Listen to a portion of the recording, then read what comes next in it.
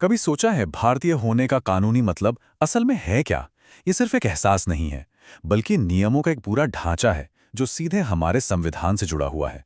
तो आज हम भारतीय नागरिकता की इसी नींव को समझने वाले हैं कि आखिर कौन है भारतीय और समय के साथ ये परिभाषा कैसे बदली है। जरा सोचिए, साल है 1947। एक तरफ आजादी की खुशी तो दूसरी तरफ बंटवारे का दर्द।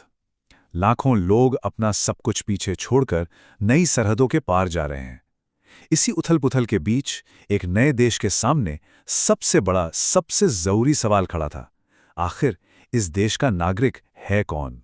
अब जब इतने सारे लोग इधर से उधर हो रहे थे, तो ये तय करना कि कौन इस देश का हिस्सा है और कौन नहीं, ये एक बहुत बड़ी चुनौती थी। और इसी मुश्किल सवाल का जवाब दिया हमारे संविधान बनाने वालों ने। तो चलिए देखते हैं कि उनका पहला जवाब क्या था। तो सबसे पहले आता है आर्टिकल 5। इसने एक कट ऑफ डेट तय कर दी, 26 जनवरी 1950, मतलब जिस दिन हमारा संविधान लागू हुआ। इसी तारीख को आधार बनाकर तय किया गया कि उस पल भारत का नागरिक कौन कौन है। तो 26 जनवरी 1950 को नागरिक कौन था? संविधान ने मूल रूप से 3 शर्तें दी और उनमें से कोई एक पूरी करनी थी। पहली, क्या उस व्यक्ति का जन्म भारत में हुआ था?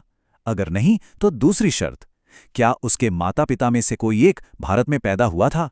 और अगर ये भी नहीं, तो तीसरी शर्त, क्या वो संविधान लागू होने से ठीक पहले कम से कम 5 साल से भारत में ही रह रहा था? बस इनमें से कोई भी एक शर्त पूरी हो गई तो वो व्यक्ति भारत का नागरिक मान लिया गया।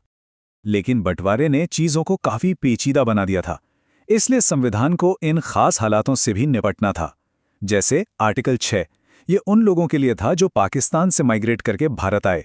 इसमें एक तारीख दी गई थी जिससे तय होता था कि नागरिकता अपने आप मिलेगी या रजिस्ट्रेशन से। फिर था आर्टिकल 7, उन लोगों के लिए जो पहले तो पाकिस्तान चले गए लेकिन बाद में वापस भारत लौट आए।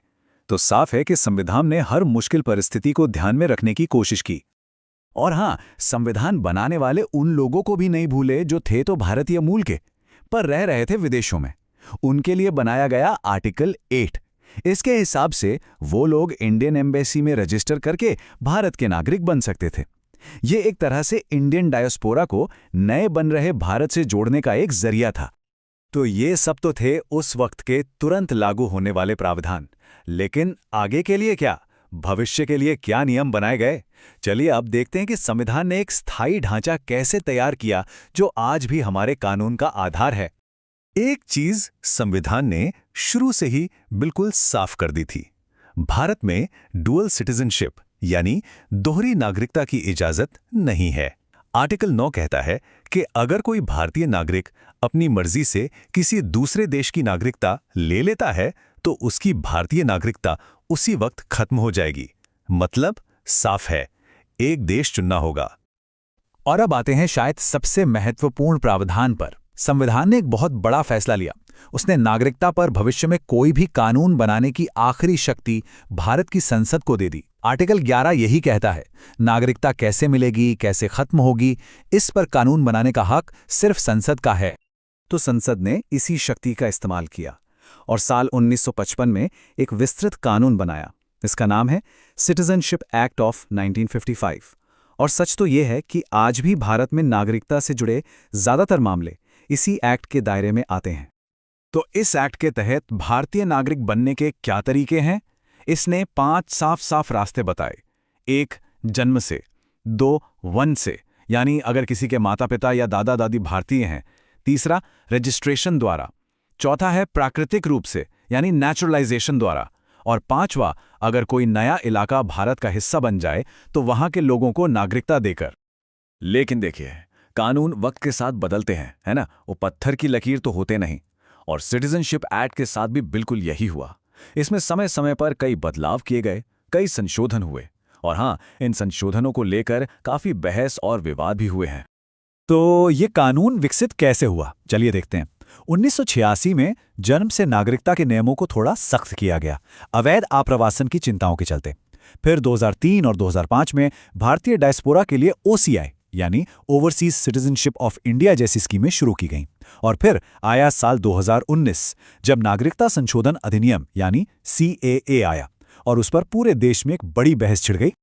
तो आखिर 2019 के इस सीएए में ऐसा क्या था जिसको लेकर इतना विवाद हुआ? चलिए इसके मुख्य बिंदुओं को समझते हैं। इस कानून ने 3 पड़ोसी देशों अफगानिस्तान, बांग्लादेश और पाकिस्तान से आए 6 समुदायों के लिए नागरिकता लेने की प्रक्रिया को आसान बना दिया। ये 6 समुदाय हैं हिंदू, सिख, बौद्ध, जैन, पारसी और ईसाई।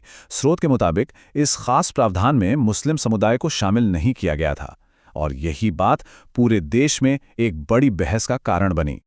तो इस पूरी चर्चा से एक बात साफ होती है, नागरिकता सिर्फ एक कानूनी दर्जा या एक कागज का टुकड़ा नहीं है।